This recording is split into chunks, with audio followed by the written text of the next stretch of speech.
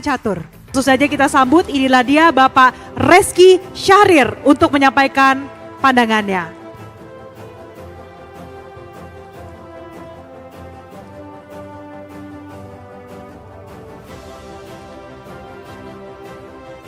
Baik, ini presentasi terakhir berbicara mengenai konklusi dan rekomendasi yang akan dibawa, dihasilkan oleh kegiatan kita sepanjang hari ini kepada pemerintah ke depannya.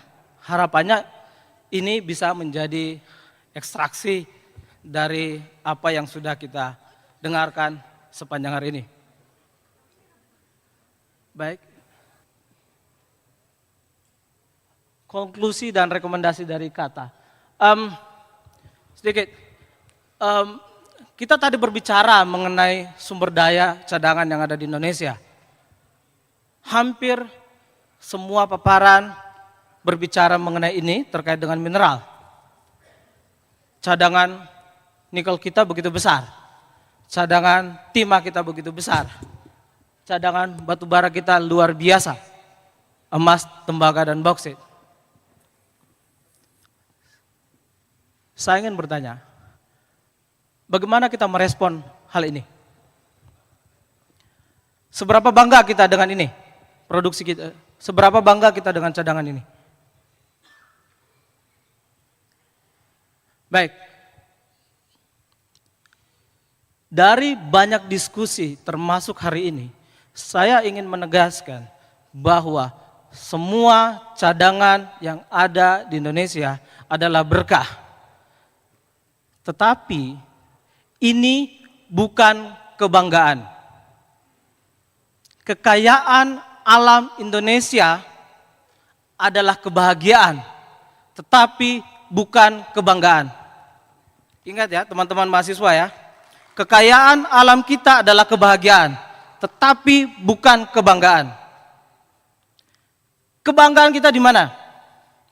Kebanggaan kita adalah ketika kita bisa menghantarkan kekayaan alam ini demi keadilan, kesejahteraan, pemerataan, pembangunan, dan harga diri kita sebagai bangsa. Itulah kenapa penting kita berada di tempat ini hari ini. Karena Bapak Ibu sekalian adalah orang-orang terpilih yang diberi kepercayaan, diberi tugas oleh negara untuk menghantarkan kekayaan alam negara kita menjadi harga diri, menjadi kemakmuran bangsa ini. Selamat, ini adalah forum yang sangat istimewa dan menghadirkan orang-orang terpilih. Next. Profil kita. Apa yang terjadi dengan kekayaan alam kita? Kita bisa berbicara banyak angka-angka absolut, tetapi ingin saya memaparkan angka-angka relatif. Perjuangan kita tidak pernah selesai. Perjuangan kita belum selesai. Indeks pembangunan manusia Indonesia itu bertumbuh sangat cepat dalam 10 tahun terakhir. Meskipun bangsa lain juga tumbuh dan kita masih kesulitan untuk meningkatkan peringkat ini. Persepsi korupsi, indeks persepsi korupsi juga kita masih masalah besar. Kita lihat banyak sekali kasus. 115 dari 180 negara naik, turun satu peringkat dari tahun lalu, 10 tahun lalu. Kita bersyukur karena jumlah negara yang disurvei itu lebih tinggi. Tetapi yang menarik adalah kekuatan militer kita itu selalu berada pada level yang cukup baik di dunia ini dalam 10 tahun terakhir. Mudah-mudahan dengan kepemimpinan berikutnya, negara berikutnya, dengan baseline ini, kita bisa menghantarkannya lebih baik. Indonesia punya keunggulan ini. Kita juga telah memiliki daya saing yang cukup baik di negara-negara lain. 10 tahun yang lalu, kita berada di level 50 dari 144 negara. Dan per hari ini, kita berada di peringkat 34 dari 144 negara. Ini luar biasa peningkatannya yang harus dilanjutkan dan akan kita dorong Bapak Ibu sekalian yang ada di sini untuk meningkatkan ini menjadi lebih baik di masa-masa yang akan datang berbasis industri sumber daya mineral. Kita juga berbicara mengenai critical mineral sepanjang hari. Ada banyak penjelasan tentang critical mineral, tapi saya ingin menyentuh satu bagian yang sangat fundamental dari critical mineral. Critical minerals tidak ada hubungannya dengan kekayaan alam yang ada di Indonesia. Critical minerals tidak ada hubungannya dengan apa yang kita punya di negara ini. Ini fundamental ya. Tetapi critical minerals sesungguhnya adalah apa yang ingin, apa yang dicita-citakan oleh bangsa ini ke depannya. Critical mineral adalah konsekuensi dari imajinasi kita terhadap masa depan Indonesia yang berdaulat. Oleh karena itu, sesungguhnya critical mineral adalah pengejawantaan dari mimpi-mimpi kita tentang bangsa Indonesia di masa depan. Oke, saya turunkan dalam definisi yang lebih operasional. Critical minerals adalah bayangan kita 50 tahun ke depan, 30 tahun ke depan, kita harus mempunyai angkatan bersenjata teknologi militer yang unggul, terbaik di dunia. Kita membayangkan energi mix kita itu didominasi oleh energi-energi terbarukan. Kita membayangkan industri batubara kita menjadi lebih bersih dengan teknologi yang rendah karbon. Imajinasi kita, imajinasi terhadap Indonesia seperti itulah, maka kita mendefinisikan mineral apa yang kita butuhkan untuk mewujudkan Indonesia mencapai cita-citanya. Either, apakah mineral tersebut ada di bumi Indonesia atau tidak. Kalau tidak ada, kita cari di tempat lain. Kalau tidak ada, kita ke negara lain. Jadi critical mineral pada prinsipnya adalah tidak berdasarkan resource apa yang kita punya, tetapi berdasarkan needs, kebutuhan bangsa kita di masa depan. Itu prinsipnya. Dan critical mineral menjadi sangat penting bagi teman-teman Bapak Ibu semua yang ada di sini. Karena para geologis kita itu akan menjadi ujung tombak dalam melakukan eksplorasi, termasuk di negara lain. Ketika kita tidak punya. Kenapa critical minerals itu juga harus menjadi domain presiden, bukan hanya menteri? Karena kebutuhan kita tentang masa depan, itu harus diwujudkan dalam diplomasi-diplomasi modern.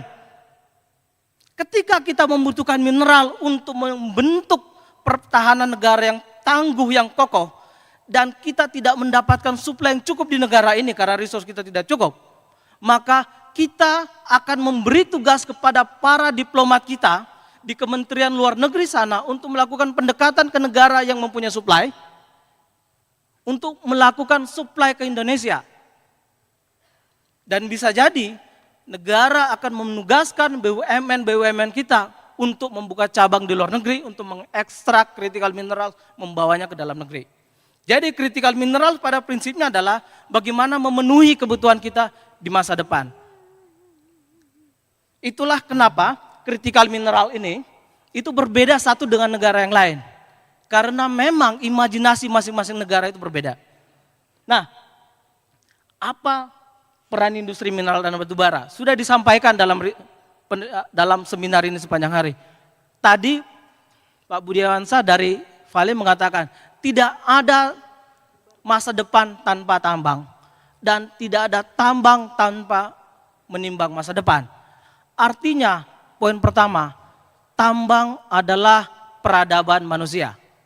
Tambang membentuk peradaban. Bapak Ibu tidak akan bisa mendengar suara saya dengan jelas. Bapak Ibu tidak akan bisa mendengar suara saya dengan jelas kalau tidak ada tambang.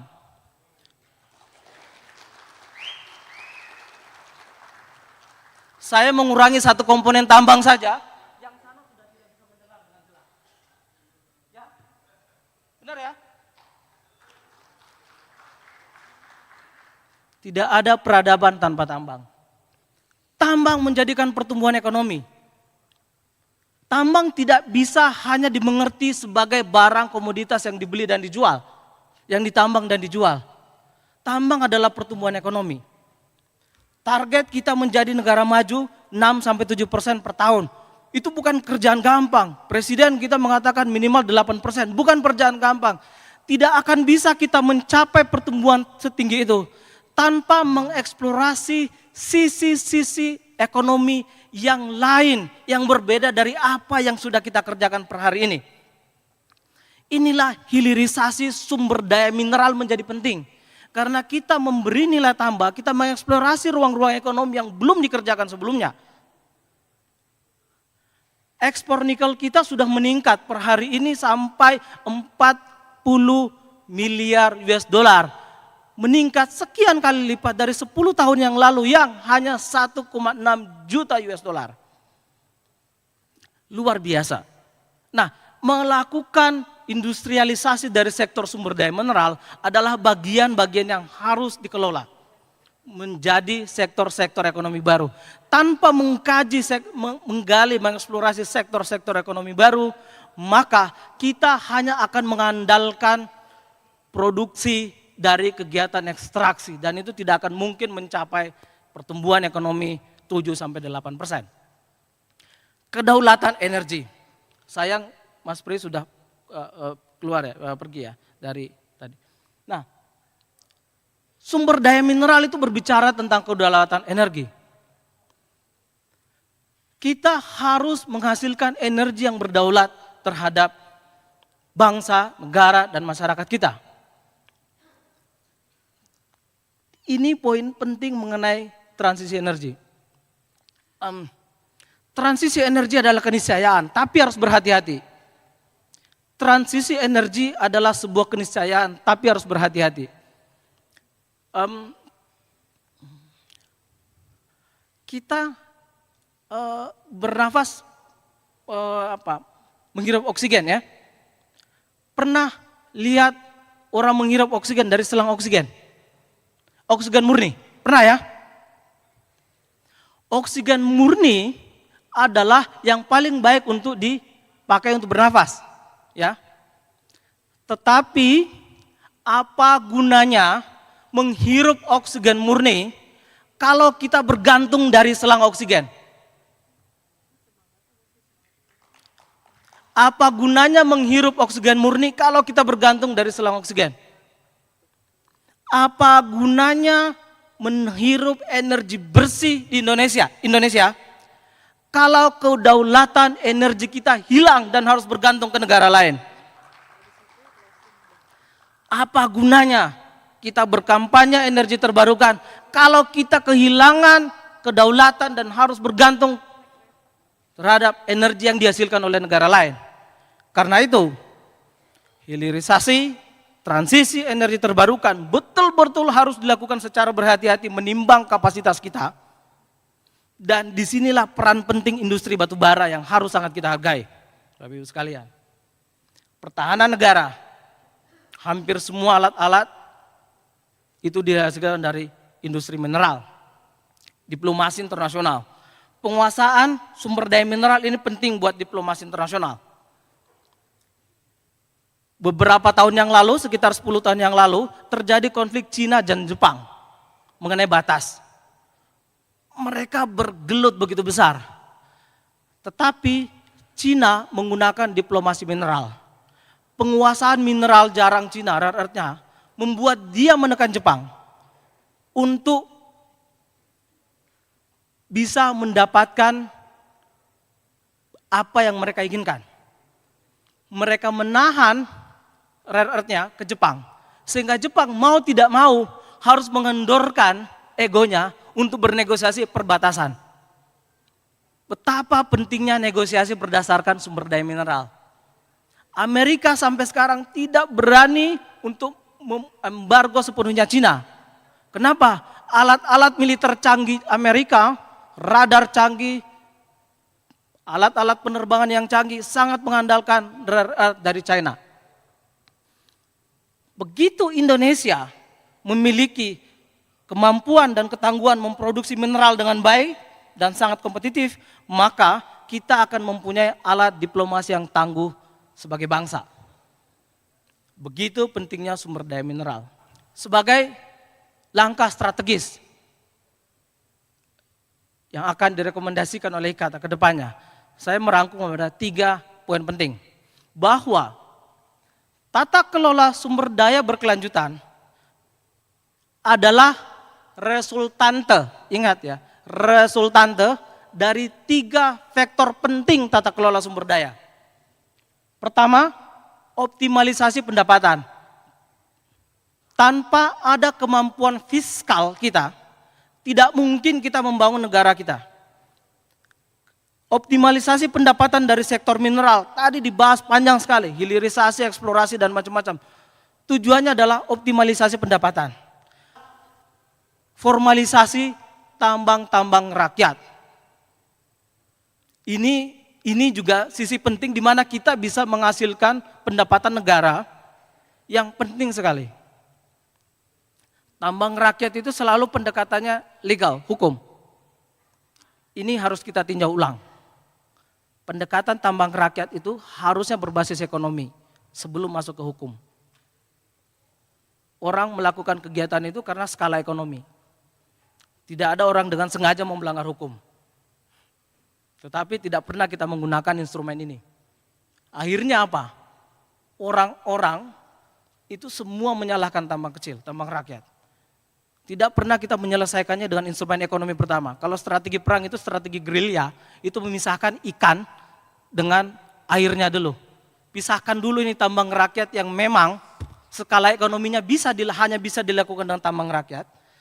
Lalu pisahkan dengan yang lain itu yang bisa diselesaikan secara hukum, tetapi yang ini diselesaikan secara ekonomi. Optimalisasi pendapatan. Kedua, kelembagaan yang kuat. Kita juga berbicara tadi, Pak Dirjen menjelaskan bagaimana membangun kelembagaan yang kuat. Digitalisasi ada di sana. Penegakan hukum juga, saya tahu persis di ruangan ini, saya yakin betul ada banyak talenta yang penuh integritas yang bisa membangun kelembagaan yang kuat. Dan ini harus ada di kita, kelembagaan yang kuat. Karena hanya dengan inilah maka kita bisa membangun sebuah institusi yang baik. Ketiga, ini penting, sudah disampaikan juga oleh beberapa pembicara. Pengendalian belanja pendapatan mineral. Adalah tidak fair kalau mineral, industri mineral, kita minta terus untuk menghasilkan pendapatan negara. Tetapi negara tidak cukup bijak membelanjakan pendapatan ini sehingga kita tidak terbantu sama sekali. Tidak ada bekas-bekasnya. Perusahaan diminta untuk membeli bertanggung jawab sepenuhnya terhadap dampak-dampak. Padahal sebenarnya negara juga bertanggung jawab untuk melakukan belanja-belanja terhadap pendapatan negara ini untuk menyelesaikan beberapa bagian eksternalitas yang muncul dari industri tambang. Ini menjadi penting.